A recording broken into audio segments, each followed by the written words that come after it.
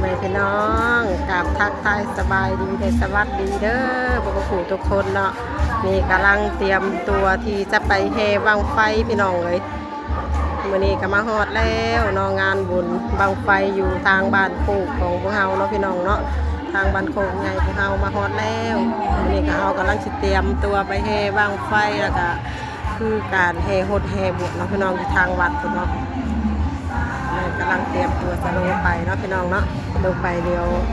ลงไปแห่โหดแห่บวชอยู่น้ำกันเด้อพี่น้องเนาะทางวัดเนาะจะไปเบิ่งผสมน้ำกันเนาะพี่น้องเนาะอยู่ทางวัด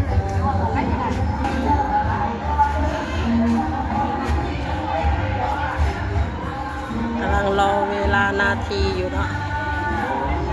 กำลังรอเวลานาทีที่จะลงไปเนาะเดี๋ยวลงไปเบิ่งน้ำกันเลยเนาะพี่น้องเนาะ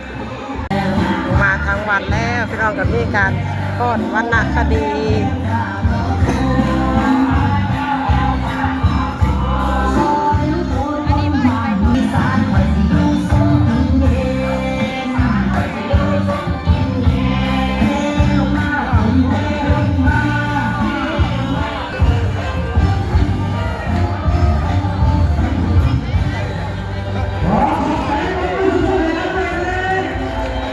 จบไปแล้วเนาะพี่น้องเนาะการฟ้อนลำของทางน้องๆนักเรียน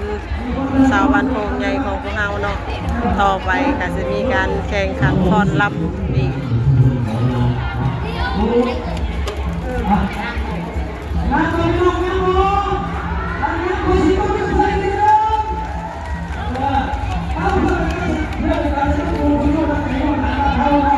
ตายดิตูน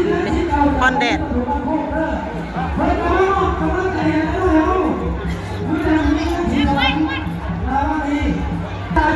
จะมีการให้รางวัลเนาะพี่น้องเนาะฝ่ายฟ้อนงามตัวไหนรางวัลเนาะพี่น้องเอาเพิ่มพี่น้องเนาะที่รักชิคเกิลประกาศจะบอกของรางวัลไทยทั้งหลานหน่อยทุกเผ่าและกระทางหน้าเราใจทิ้งคำใช้หน้าอินตาคนแรกบอกชิคเกิลแล้วพี่น้องเด้อนี่เพิ่งจะชิคเกิลเห็นประกาศลูกหลานน้องเนาะเนาะเพิ่งจะส่งถึงเอาอันนี้ทางนางนั้นกับทางนางพิมพ์ทางนางลำพรพิมพ์มาสอนตบมือสมเชยคุณยายใจดีกันเลยเนาะพี่น้องเนาะเอาขอบใจน้ำคุณยายใจดีที่ว่าได้มาประกอบส่วนกับพี่น้องเราทุกคนทุกคน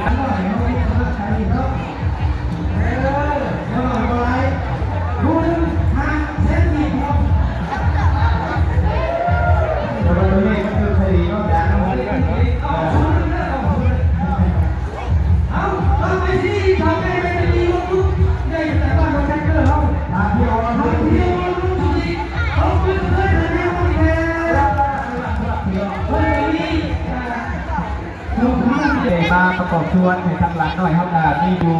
ทิศทางนะพี่น้องเนาะและกับพ่อเพื่อนท่านชิดเก่าเนาะแล้วก็ผู้ที่หาทางนักศึกษามาบุญสารวัตรพี่น้องผู้ที่หกทางลำนั้นเสียงผู้ดีก็พี่น้องเนาะและกับผู้ท่าและกับขอพวกเตะน้ำหลังหน่อยนะพี่น้องเนาะเจ้าหลังจากทางเทียบเราปีดอกน้องเอาของคนของเราวัดให้แล้วการที่ได้ขอเชิญตั้งหลังหน่อยห้องเขาพักผ่อนและการทีมงานทั้ง3,000เขาเด้การเขียนกับพี่น้องเด้อทีมงานทั้ง3,000เราแต่ยังสีไปด้วยได้ตั้งหน่อยเพราะว่าทั้งการที่ได้เขา500,000กีบมีของคนล้านได้หรือว่าทั้ง3,000ที่ได้500,000ก็ยังไม่ทันรู้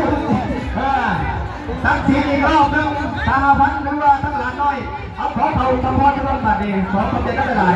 เอาขอบใจท่านผู้ชมเลยทีนั่งเลยนะทีนั่งเลยขนาดฟ้อนลำผู้ใหญ่เนาะพี่น้องพลังกาเกียมจะฟ้อนลำการแสดงของน้องนักเรียนจบไปแล้วกับวันนี้ก็จะเป็นการแสดงของทางแม่หญิงสหพันธ์ทางหมู่บ้านเฮาเนาะพี่น้อง ของคนนักแข่งอยู่ประชาชนแถวสัตว์แถวยาวที่รุ่นยิ่ง จัดแถวก็ยังบ่ถึงนะว่าตอนนี้กำลังสับสนกับการจัดแถวอยู่พี่น้องเลยยังบ่ทันได้เข้าที่เข้าทางอยู่ จากสะพานกันยิ่งมากเองเนาะมาในวันก่อนเชิญอีสานบ้านเราก็ไปขอเชิญท่านผู้ชมรับชมได้ต้องผู้ชมเสียงกันเด้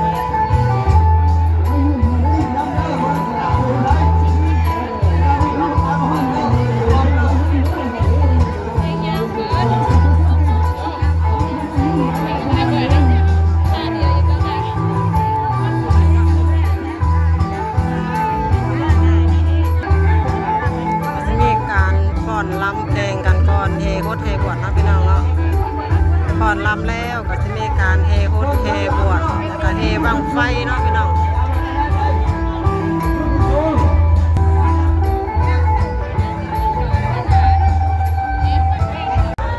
จบลงแล้วพี่น้องไอ้การก่อนลำการแสดง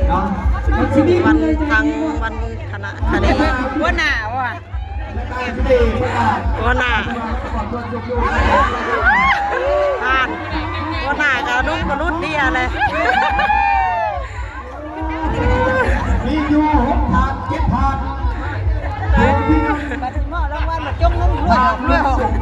ทิพดาราเดียวผู้ที่2 ทานนั่งติดนี่ทิพดาราผู้ที่3 ทานนั่งเหล่าทอง ทีมน้ำใสผู้ที่สี่ทางนักละครที่มาสอนผู้ที่หาทางนักตามเอาของบรรดาอักเกยน้อง สุดจะถ่ายได้หรอวะมีตัวนี้เหรอวะมีตัวนี้เหรอ เอาเขาคนขับรถแถวบอ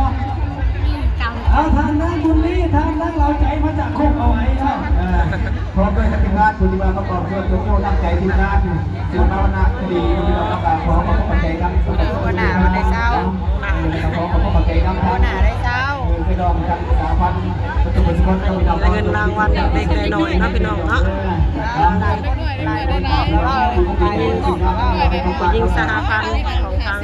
วานโป่งของเขาเนาะพี่น้อง 2 คน ขอเช็ดตาจะได้แก่ทั้งคนคนนี้คนอาชีพ เอาบางทีก็ชุดก็การแสดงก็ ก่อนเนี่ย ไม่ใช่สัตว์ เนาะโชคดาอันนี้แนวคุ้มครองอยู่เนาะก่อนแล้วก็เล่นก็ออกพอดีน่ะตอนฟ้อ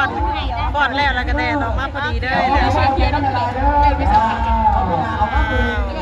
การฟ้อนรำเสร็จสิ้นไปแล้วเนาะพี่น้องเนาะประเด็นก็จะไปต่อการโคตรแห่บวชแห่บังไฟเนาะพี่น้องเนาะ มาทุกคนอ่ะ ขึ้นบังไฟเด้อเขา ลังกาเกียมโคตรแห่บวชเนาะพี่น้องเนาะ ในโอกาสไม่ได้แล้ว โคตรแห่บวชแห่บังฟืนบังไฟ มาเด้อพี่น้องกำลังเคลื่อนแล้วพี่น้องเนาะเอาของอีตุ้มเขาอยู่ทางไหนเอามาเลยพอดีไม่ออกพอออกแต่ละคนอยู่ทั้งข้างนอกเลยกาเกียมเจ้าเดี๋ยวขึ้นไปเอามาดีจัดไปแน่น้องครับครูบาอาจารย์เพิ่นมาแล้วเจ้า เอาหลังหน่อยเขาเคลื่อนไปสักวันหลังหน่อยเขาเคลื่อนหน้าไปสักวันหน่อยนึงเพราะว่าทำพิธีตั้งแต่ด้านศาสนาแล้วนะพี่น้องเนาะดันหลังหน่อยเขาเคลื่อนไปสักวัน แมนน้องเดินไปก่อนน้องละ ปีนี้มี2 องค์ 3 องค์ 4 องค์เนาะพี่น้อง ลบขมูลก่อน จะบลายคือปีที่ผ่านมานะ รักษาวัฒนธรรมเขาจังตามหลังเพิ่นวันนอกวันนี้ได้โอกาสน้องเมียออกตีพี่น้องเขาเอาใจเย็นๆเด้อคอยเด้อพี่น้องเด้อ ทีมของตูสิทธิ์เนาะพี่น้องเฮ้ย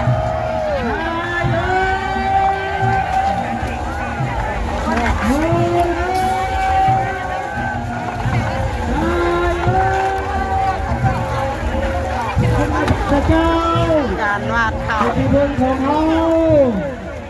โอ้โหทั้งหมด